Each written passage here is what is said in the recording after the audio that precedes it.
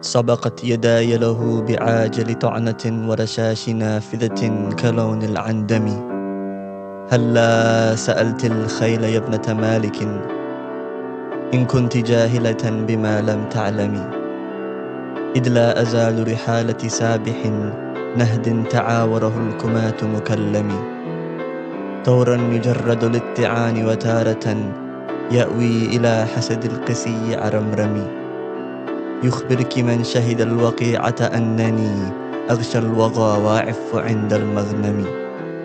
ولقد ذكرتك والرماح نواهل مني وبيد الهند تقطر من دمي. فوددت تقبيل السيوف لأنها لمعت كبارك ثغرك المتبسم.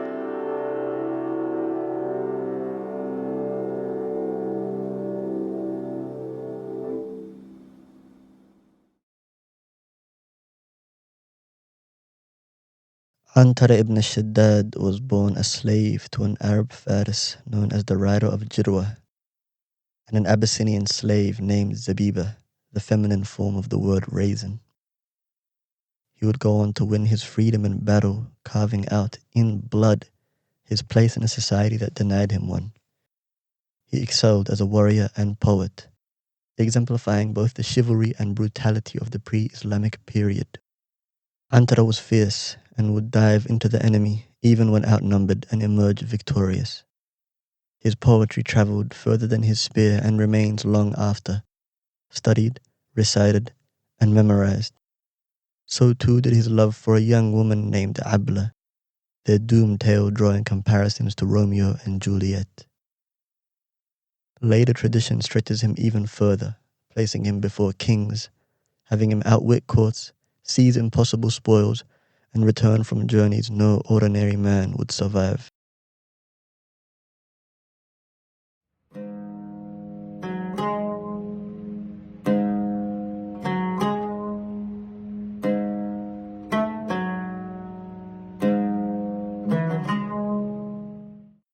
Antarah was born in a turbulent period of time before the advent of Islam known as the Jahiliyyah, or time of ignorance.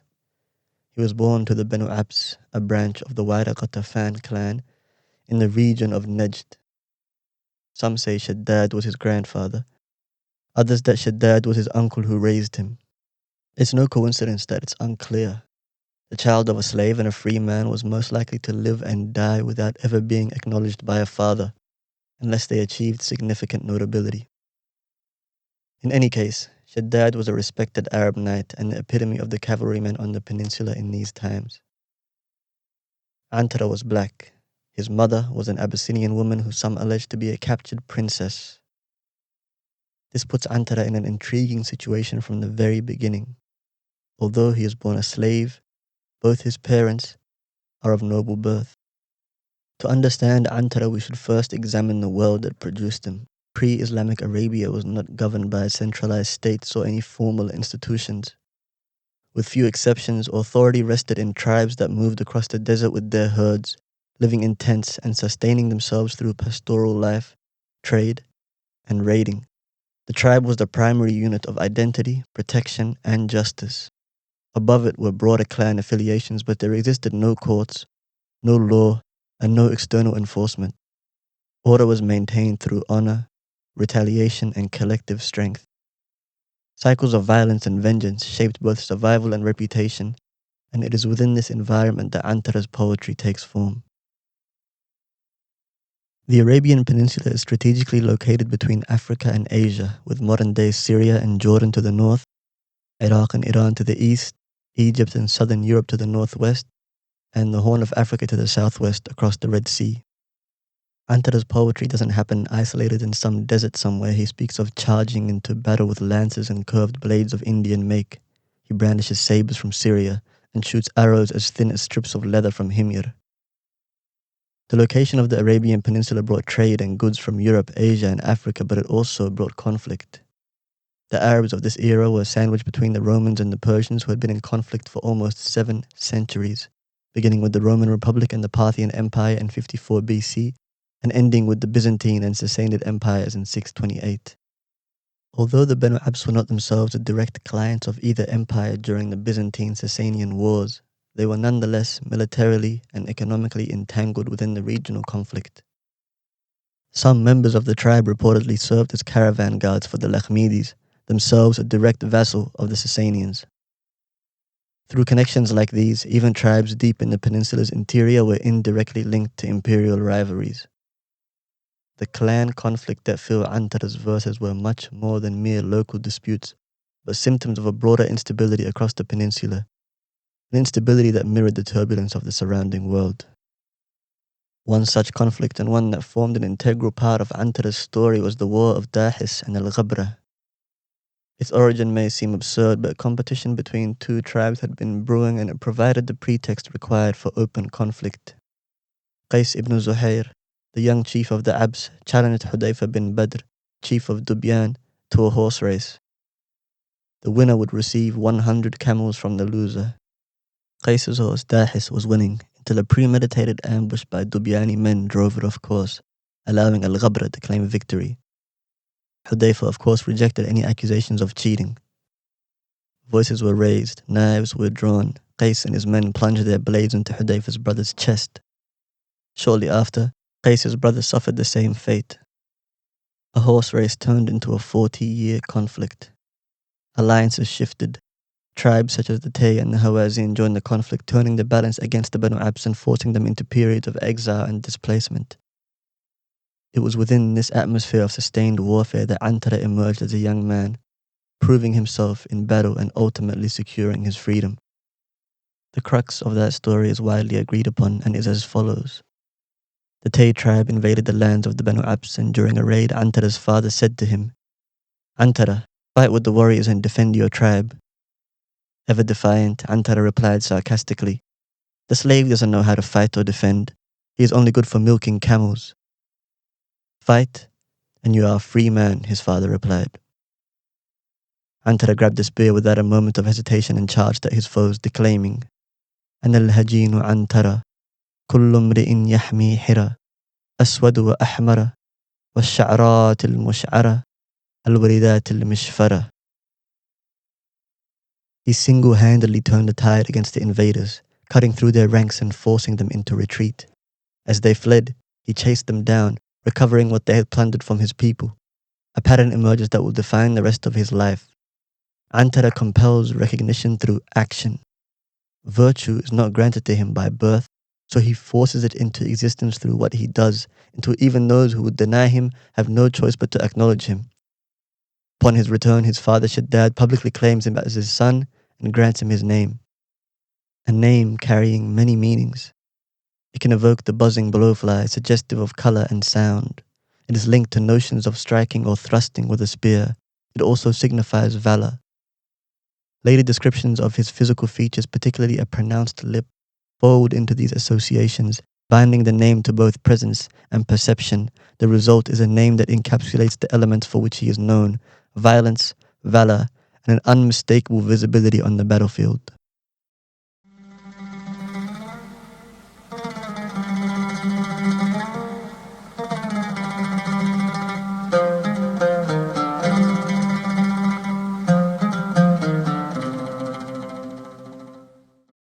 ዐntarah's enduring reputation as a poet rests primarily on his Muʻallaqāt, one of the celebrated hanging odes of pre-Islamic Arabia. These poems, traditionally said to have been written in gold and hung upon the Kaaba, occupy a central place in Arabic literature, not only for their aesthetic refinement but for the cultural world they preserve. Whether or not the account of their suspension and hanging in the Kaaba is historically accurate, the significance attributed to them is undeniable. They represent the pinnacle of a poetic tradition in which language functioned as both art and social instrument. ዐntarah's Muʻallaqāt, in particular, stands as the most complete expression of his poetic voice, bringing together themes of desolation, movement, combat, and longing within a single expansive composition. Before we enter the Muʻallaqāt itself and the love story within it, it's worth understanding the nature of pre-Islamic poetry, specifically the qasida. Contrary to the way many of us may engage with poetry from this time period, it was a public, performative, and fundamentally theatrical art. A poem required an audience. It lived through recitation, response, and challenge. A poet may boast of his tribe only to be interrupted, provoked, and forced into improvisation, with the crowd responding in kind. This is far from the static words we read on pages today. The classical qasida can be broken down into three parts. Al-Nasib, an amatory prelude, where the poet pauses at abandoned ruins, recalling a lost love or past happiness. Al-Rahil, the desert journey, typically accompanied by elaborate and metaphorical descriptions of the poet's camel or horse. Fakhr, pride, the boast. His journey brings him to a destination, often metaphysical, such as glory or a celebration of honor. The poet asserts his worth, his tribe, and his exploits. ʿAntarah pushes this structure to its limits. His destination is not glory, it is Ablah. His boast is not directed at tribe or audience, but at her. He is performing for his lover, justifying himself to her. هل غادر الشعراء متردمي أم هل عرفت الدار بعد توهمي أعياك رسم الدار لم يتكلمي حتى تكلم كالأصم الأعجمي ولقد حبست بها طويل الناقة أشكو إلى سفع رواكذ جثمي يا دار عبلة بالجواء تكلمي وعمي سباحا دار عبلة واسلمي دار لآنسة غديد طرفها طوع العناق لذيذة المتبسم فوقفت فيها ناقتي وكأنها فدن لأقضي حاجة المتلوم وتحل عبلة بالجواء وأهلنا بالحزن فالصمان فالمتثلم حييت من طلل تقادم عهده أقوى وأقفر بعد أم الهيثم. The poem begins with the desolation that is typical of the qasida. Antarah, on camelback, comes across an area that he believes was once inhabited by Ablah. Despair and sadness overcome him, and his inability to move on eventually confirm his worst beliefs. He lingers at the ruins, attempting to revive what has been lost, a past, a love, even poetry itself. His opening gesture hints that poetry, like these ruins, has been exhausted by those who came before him. Yet he persists, addressing the abandoned space as if it may answer him. But unlike the conventional qasida, this isn't a movement forward. ʿAntarah circles to the past, his journey returns again to his love. Ablah remains both the beginning and the end, physically distant and temporally irretrievable. His love cannot be separated from violence. Even when he turns to her, his language is that of battle. I return to the section of the Muʻallaqāt I opened the essay with. سبقت يداي له بعاجل طعنة ورشاش نافذة كلون العندم. My two hands preceded him with a swift blow. The stream that gushed from his wound bore the color of cinnabar. ʿAntarah establishes his worth in unmistakable terms: speed, violence, and control. He immediately turns to his lover in the next line. هلا سألت الخيل يا ابنة مالك إن كنت جاهلة بما لم تعلمي. He speaks to Ablah directly, calling on witnesses. Ask the horses. He invokes the battlefield itself as testimony to his character. This recurring appeal to witnesses runs throughout his poetry. At times he calls upon slain enemies, upon his sword, and even the vultures that circle after the fighting has ended. إذ لا أزال رحالة سابح نهد تعاوره الكمات مكلم. For I remain always upon a galloping steed, whose back is wounded by the clash of hardened warriors. دور يجرد للتعان وتارة يأوي إلى حسد القسي عرمرم. At times it is stripped for thrusting battle, and at times it takes shelter beneath a dense rain of arrows. He is constantly in motion, mounted, enduring, his body and his steed marked by the clash of warriors, moving between attack and survival under volleys of arrows. يخبرك من شهد الوقيعة أنني أغشى الوغى واعف عند المغنم. Those who witness the battle will tell you that I charge into the fray, yet I restrain myself at the moment of spoils. Still, even in the midst of the chaos of the battle, he distinguishes himself by character.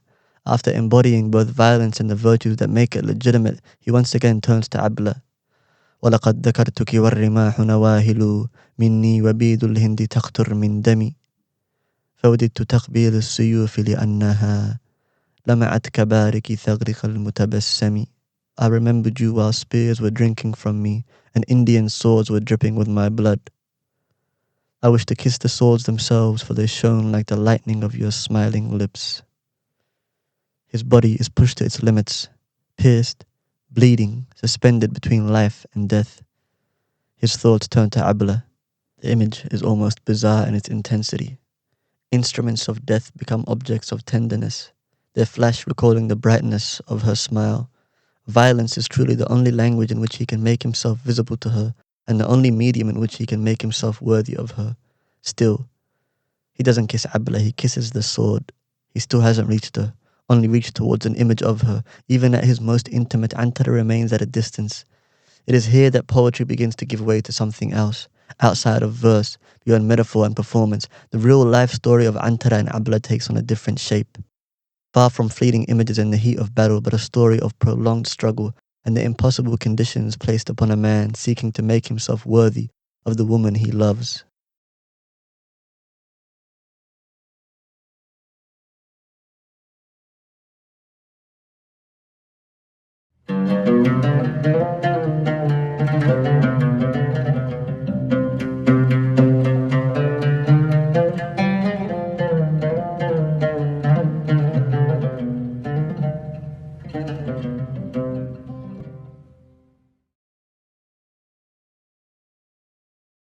زار الخيال خيال عبلة في الكرى لمتيم نشوان محلول العرى فنهدت أشكو ما لقيت لبعدها فتنفست مسكا يخالط عنبرا فذممتها كيما أقبل ثغرها والدمع من جفني قد بل الثرى وكشفت برقعها فأشرق وجهها حتى أعاد الليل سبحا مسفرا عربية يهتز لين قوامها فيخاله العشاق رمحا أسمرا يا عبل إن هواك قد جاز المدى وأنا المعنى فيك من دون الورى يا عبل حبك في عظامي معدمي لما جرت روحي بجسمي قد جرى.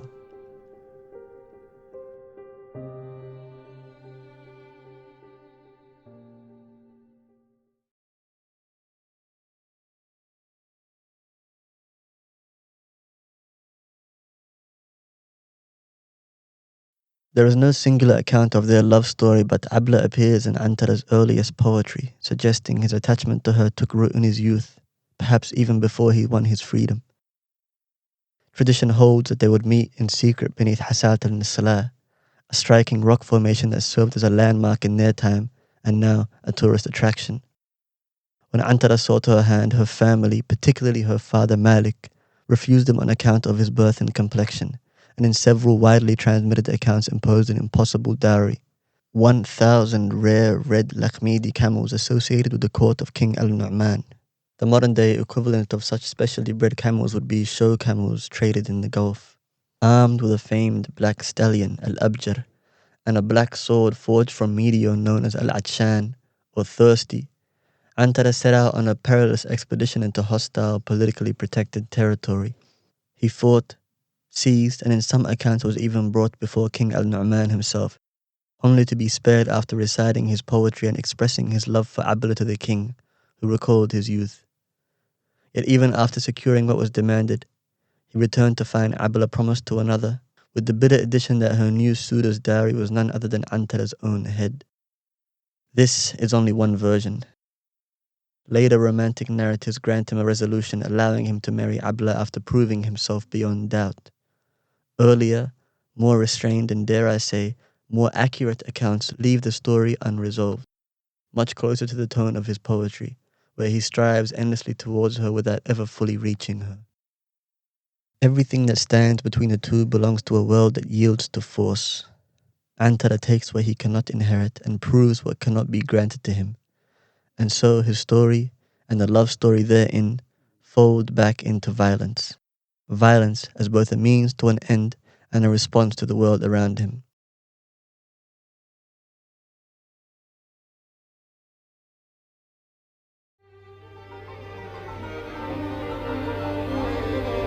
ولقد ذكرتك والرماح نواهل مني وبيض الهند تقطر من دمي فوددت تقبيل السيوف لأنها لمعت كبارق ثغرك المتبسم.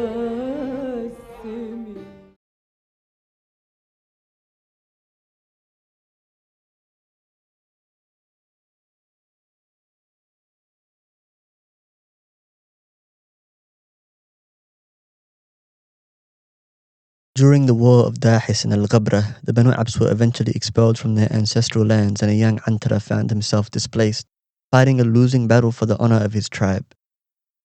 In this exile, ʿAntarah's spirit and capabilities as a warrior were tested and found true.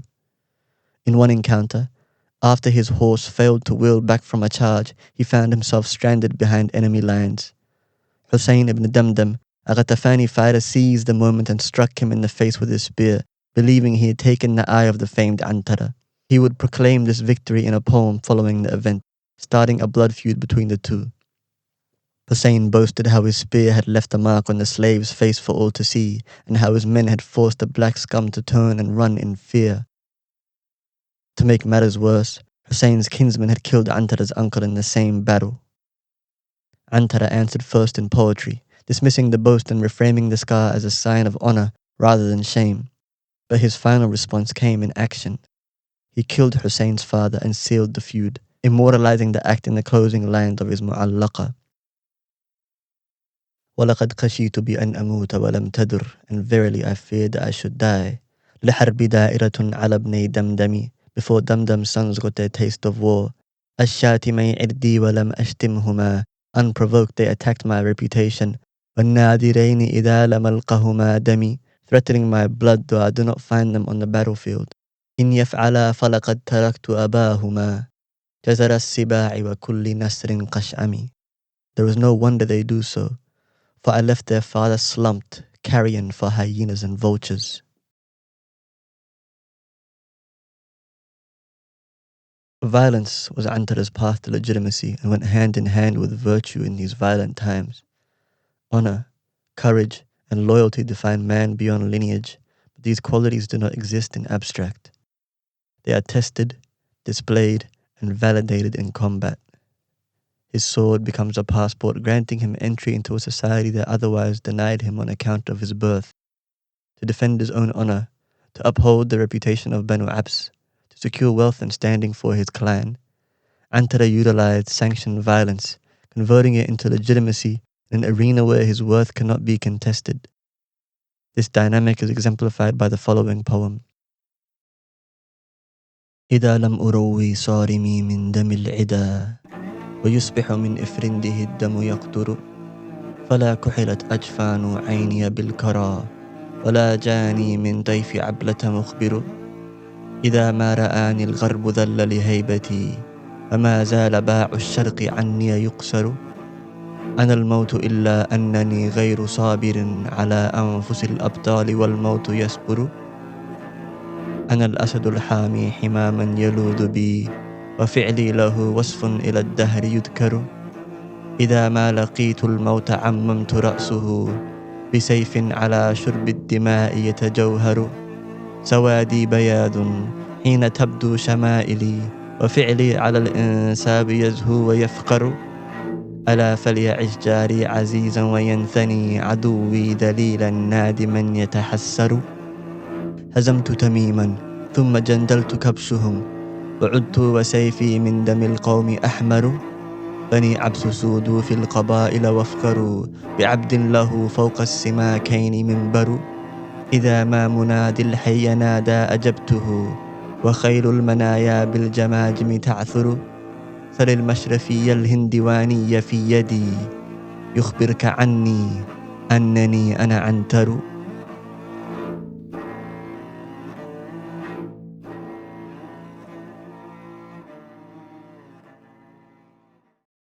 Antarah does not allow himself rest, nor the solace of love until his sword has been quenched with the blood of his enemies, denying himself any comfort until he has fulfilled his martial responsibilities.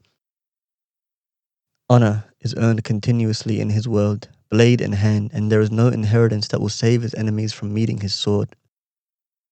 He peaks in his self-definition when he declares, "Ana al-Maut," I am death itself, shattering the distinction between man and the force that governs the battlefield, escalating his own legitimization by embodying its most absolute form.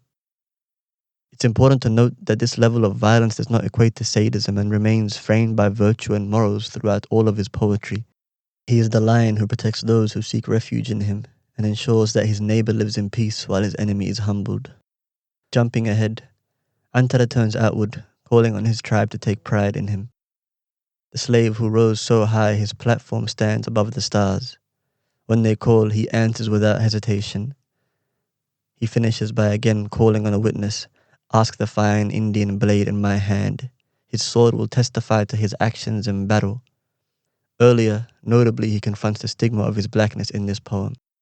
My blackness is whiteness when my qualities appear and my deeds outshine lineage. He isn't denying his lineage, rather framing his deeds and victories as a force that nullify the negative stigma it carries. This is an extremely important distinction and the appropriate time to make something clear.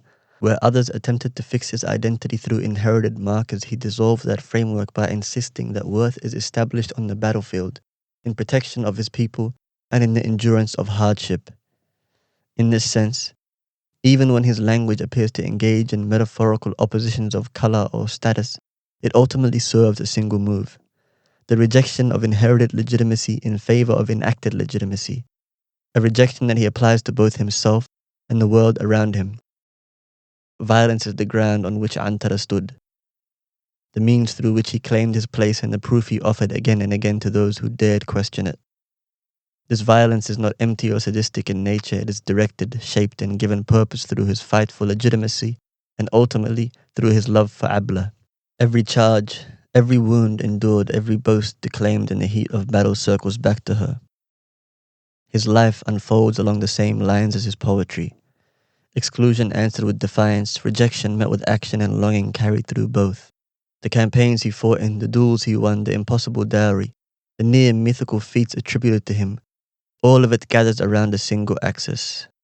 Antarah fought to be worthy, and in their pursuit, love, violence, and legitimacy collapsed into one, each giving meaning to the other.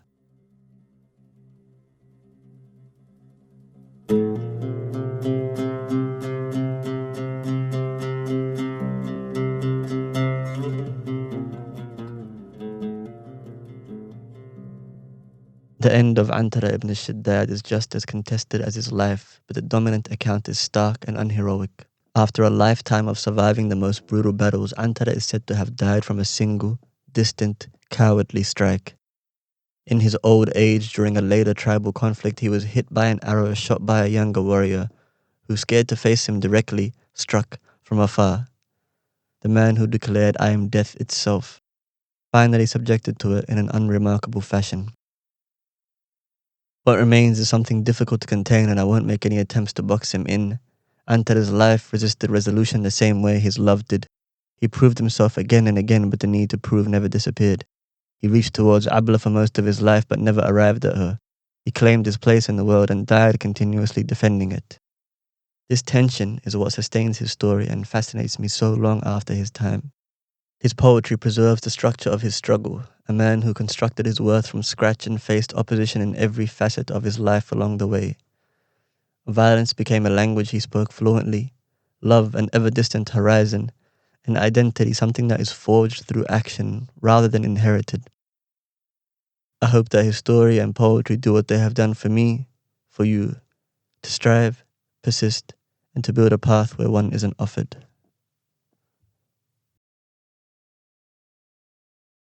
أحن إلى درب السيوف القواطب فأسبو إلى طعن الرماح اللواعب وأشتاق كاسات المنون إذا سفت ودارت على رأسي سهام المصائب ويتربني والخيل تعثر بالقنا حداة المنايا وارتعاج المواكب وترب وطعن تحت ذل عجاجة كجنح الدجى من وقع أيدي السلاهب، تدير رؤوس القوم تحت التلامها، وتنقد فيها كالنجوم الثواقب، وتلمع فيها البيض من كل جانب كلمع بروق في ظلام الغياهب. لعمرك إن المجد والفخر والعلا ونيل الأماني وارتفاع المراتب لمن يلتقي أبطالها وصراتها بقلب سبور عند وقع المدارب، ويبني بحد السيف مجدا مشيدا على فلك العلياء فوق الكواكب. ومن لم يروي رمحه من دم العدا إذا اشتبكت سمر القنابل قواطب، ويعطي القنا القدي في الحرب حقه ويبري بحد السيف عرض المناكب. يعيش كما عاش الدليل بغصة، وإن مات لا يجري دموع النوادب. فضائل عزم لا تباع لضارع، وأسرار حزم لا تداع لعائب. برزت بها دهرا على كل حادث، ولا كحل إلا من غبار الكتائب. إذا كدب البرق اللموع لشائم، فبرق حسامي صادق غير كاذب.